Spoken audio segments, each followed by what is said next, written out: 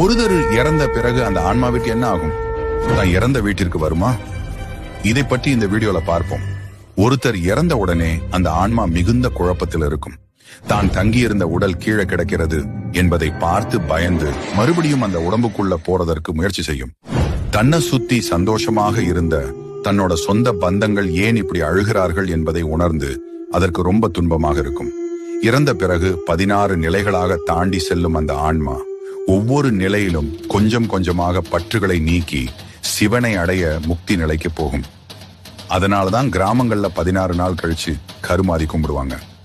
இந்த 16 நிலைகளையும் ஒரு ஆன்மா ஒரு வருஷத்துக்குள்ள கடந்துடும். அதனாலதான் வருடாந்திரம் கும்பிடுவது ரொம்ப முக்கியம். வருடாந்திரம் அல்லது திதி கொடுக்கும் போது உணவை படையலாக வைப்பாங்க. அந்த ஆன்மா அந்த பிண்டத்தை உணர்ந்து அதை உண்டு நிம்மதி அடையும்.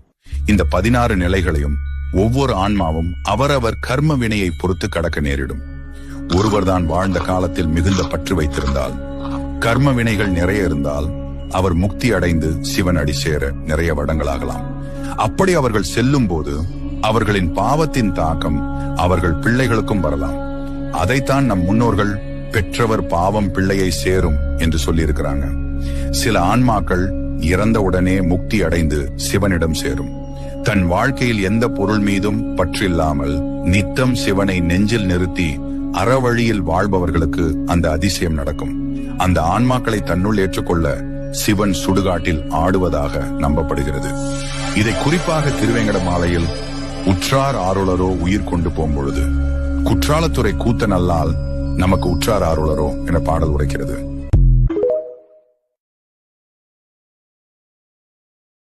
Download ShareChat.